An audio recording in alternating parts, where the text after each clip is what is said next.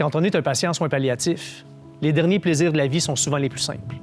On passe du temps avec ceux qu'on aime et ça se fait souvent en partageant un bon repas.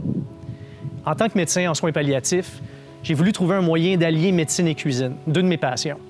On est aujourd'hui avec Fred et Tammy. On est chez Madame Maria Di Pietro, dans son immense cuisine, puis on va tenter, très humblement, à trois, de recréer son repas préféré.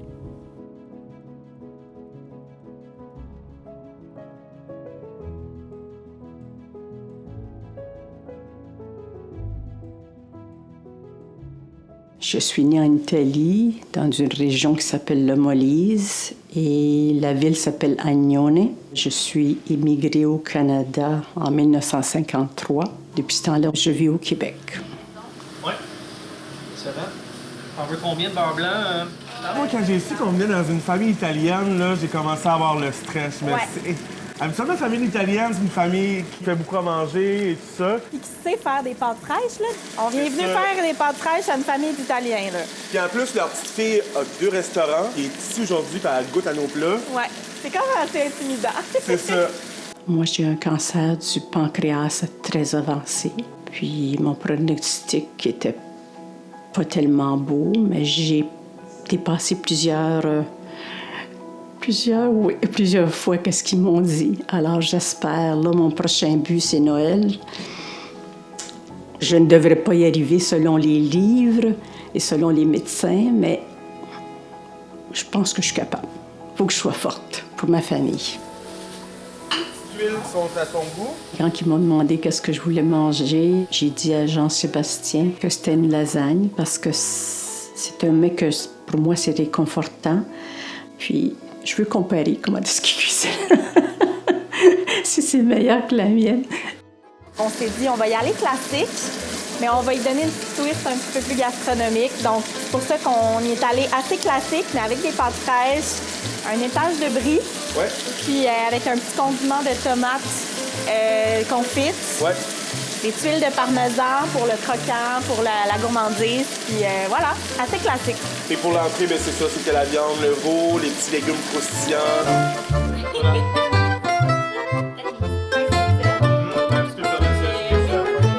Ma passion pour la cuisine vient vraiment de ma mère, parce que ma mère, arrivée ici au Québec, elle a commencé avec la cuisine qu'elle connaissait, la cuisine italienne, mais tout de suite, elle a changé sa façon de voir les choses, puis a commencé à apprendre à cuisiner la cuisine québécoise. C'était toujours délicieux.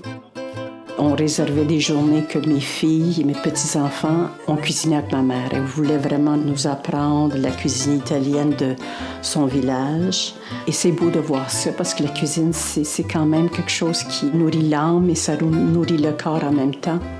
On va faire goûter Erika maintenant. Inspiré librement du vitello al limone. Inspiré. Voilà, je suis comme un peu stressé. Là. Oui. C'est comme un retour à l'émission. Une vraie chef qui goûte. C'est ça. Ouais, t'es sûr? Tu dis pas ça juste parce qu'on est là? Oh my God, non, c'est de maman. Je suis mariée. On s'est rencontrés dans la petite Italie, dans un magasin qui s'appelait Cendrillon.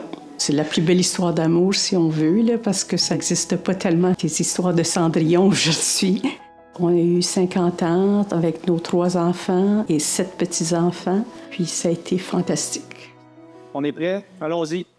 Escalope de veau pané avec petite salade d'asperges, parce que vous nous aviez dit que vous aimiez beaucoup les légumes grillés, un chimichurri, des pousses de pois et un beurre blanc au citron.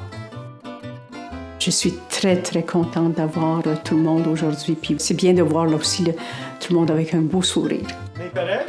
Ben oui, super. Imparfaite. Oh, wow. Et voilà. Bon. Voilà.